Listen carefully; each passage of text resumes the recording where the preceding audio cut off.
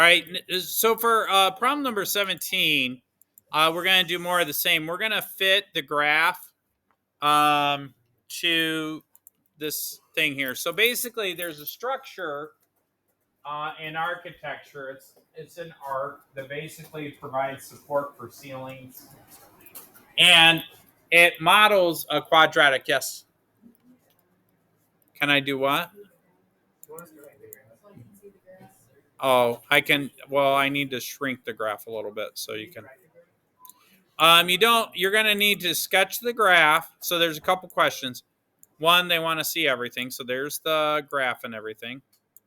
Yes, you need to sketch the graph. You don't need to write the words. I'm going to say the words. But basically, this structure is the type of structure that was common for architecture back in the day before we had modern day engineering principles. It's a strong structure for big ceilings. It prevents ceilings from collapsing.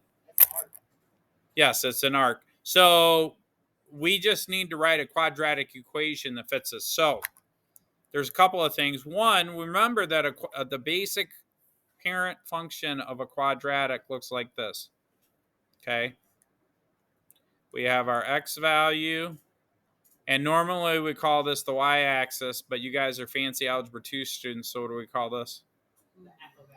F of x, right? And then a basic quadratic does what? Comes through the origin. Now, one thing I don't know if you remember this is an Algebra 1 concept. This is called the vertex. And the vertex, I misspelled vertex. How did I do that with a H? This right here is called the vertex. And the vertex, believe it or not, is h comma k. So whatever the x comma y value of the vertex is, that is our h comma k value. All right. So we've been doing transformations of functions by saying that g of x is equal to a of f of 1 over b x minus h plus k. And I can't remember if we had that second set of parentheses. I don't think we do. I got to remember how your textbook, some textbooks label it one way, some other textbooks label it another way. I don't think they have that second set of parentheses. Let me just double check real quick. Where was the one where they had the full blown thing? Whoa.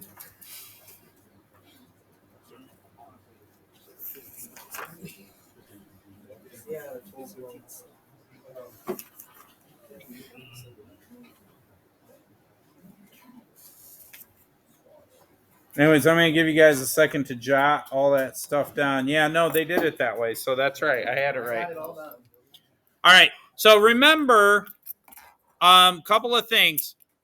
If I were to sketch this out, all right, if I were to sketch out g of x,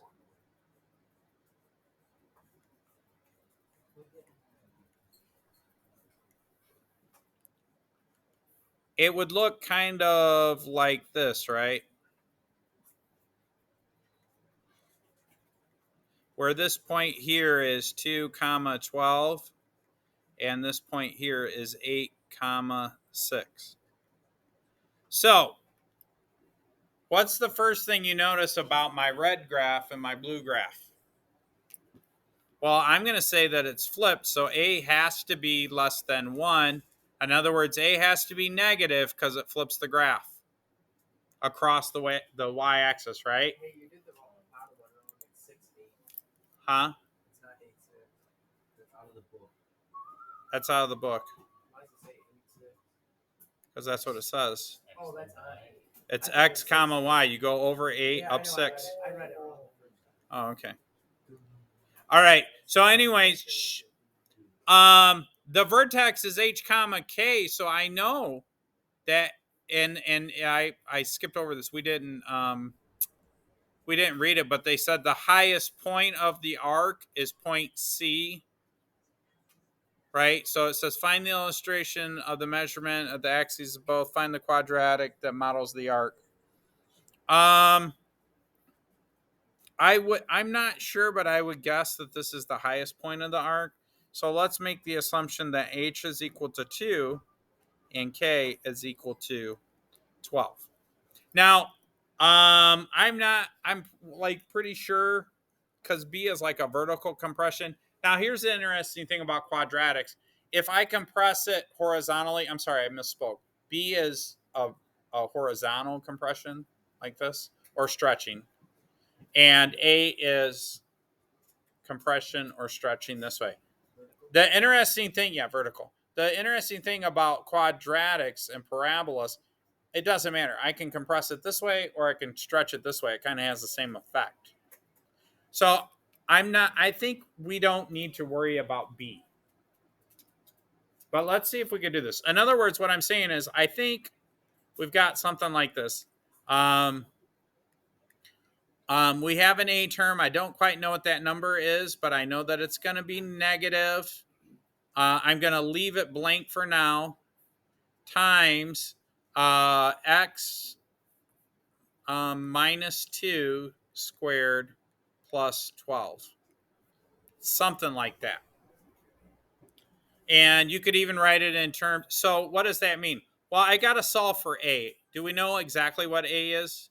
No. But what I do know is that when x equals 2, my g of x equals 12. In other words, when x equals 2, y equals 12. So this is my y value. I can solve for A by plugging in 12, right? And then I go equals A. And then over here, I'm going to say 2 minus 2. So in other words, what I did is wherever there is an x, I plugged in a 2. Wherever there was a y, I plugged in 12. Does that make sense? And I square this plus 12. 2 minus 2 is 0.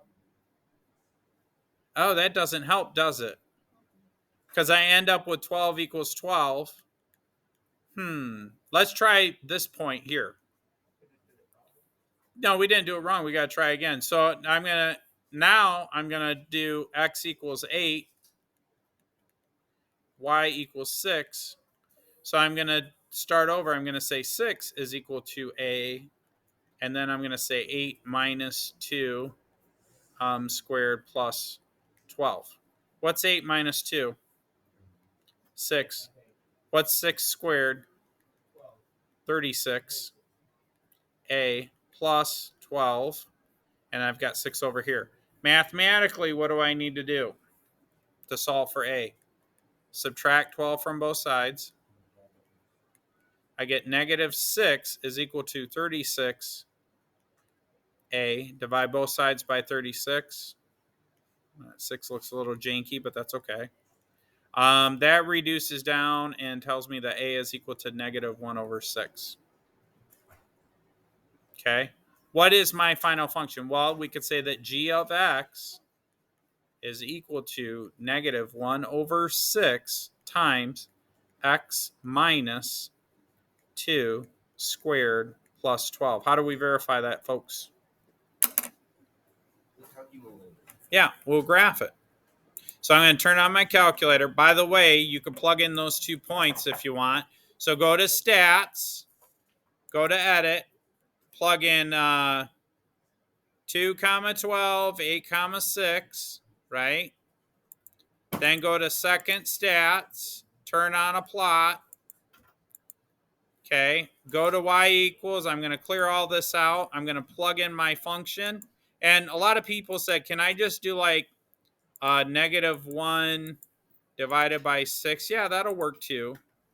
Times the quantity x minus 2 squared. What was it, plus 12? All right, now watch this. Wha-bam with the bacon sizzle. Does that go through both of them?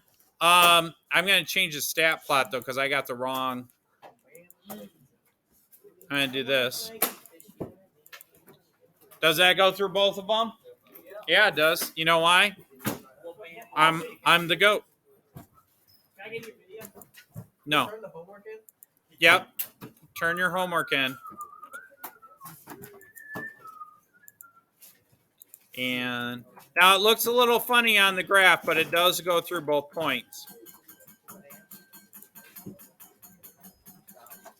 Still recording.